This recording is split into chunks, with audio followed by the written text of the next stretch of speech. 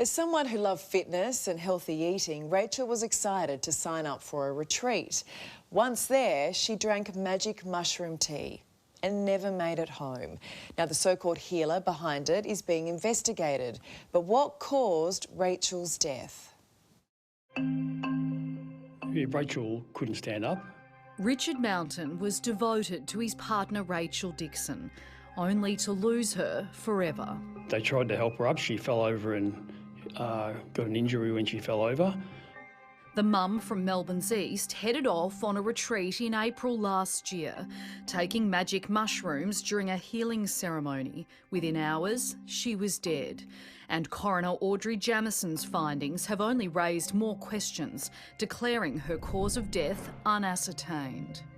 Disappointing. I'd like to know where the drugs were sourced from, what investigation Deanne did to work out the prescription and how much was she supplying to people. Deanne Matthews is the self-described healer, mentor and teacher who charged customers $500 to attend the session.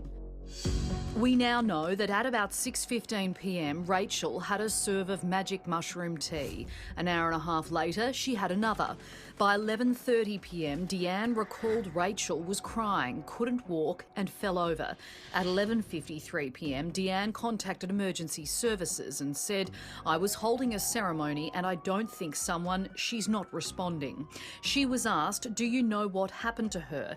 Deanne responded, "I don't know. She was just saying she couldn't breathe." By 12:02 a.m, CPR was underway. 7 minutes later, paramedics arrived. But at 12:45 a.m, they declared Rachael dead. Even after that fatal night, a current affair saw her welcoming someone into the Bayside Melbourne address where her business was based. Oh, I see her as a drug supplier. A year after losing Rachael, Richard questioned whether Deanne should still operate at all. I think it's an insult. Since we first spoke to Rachael Dixon's family, a current affair has kept asking questions about Deanne's business. And now we can reveal a regulator is taking action. The Victorian Health Complaints Commissioner has issued this interim prohibition order against her, which, in a nutshell, stops Deanne from offering healing sessions, retreats, or anything else she advertised. The order will remain in force until the 27th of October while an investigation is conducted. I haven't heard from the Health Commissioner, but I would like it to be enforced indefinitely. Do you think Deanne Matthews' business is posing a serious risk to the public? Yeah, it definitely is. I mean, Rachael died on the retreat that she was running, so yeah, and everyone else was drug affected, including her, so it's a serious risk. Matthews pleaded guilty to trafficking a drug of dependence, fined $3,000 without conviction. No other charges have been laid over Rachael's death. Richard was shocked to learn from the coroner that Deanne and her assistant, who is also present, also consume a micro amount of mushroom tea during the event. So I've made a complaint to WorkSafe in relation to an unsafe environment in the workplace. Now, WorkSafe has told me that they're not interested in investigating. Supplying drugs in the workplace does not fall under occupational health and safety legislation and is a criminal matter. Yep, very confused. I would have thought taking drugs in the workplace and supplying drugs to paying customers would be a WorkSafe matter.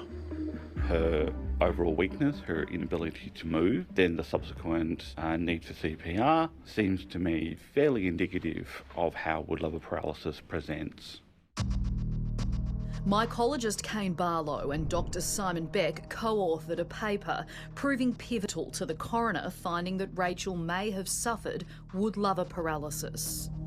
Around 80% of the people in our survey who experienced it said that at some point it affected their ability to walk. That's my belief, that it's wood lover paralysis, but even if it wasn't, it was something else. Had a doctor or a nurse been there, then there's a very good chance they could have helped her.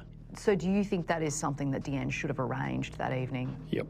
I mean, you've got a safe injecting room in Victoria, and then there's medical people everywhere there because people are using drugs. And we got in touch with Deanne Matthews, who didn't want to comment, while WorkSafe told us it did investigate but decided not to prosecute.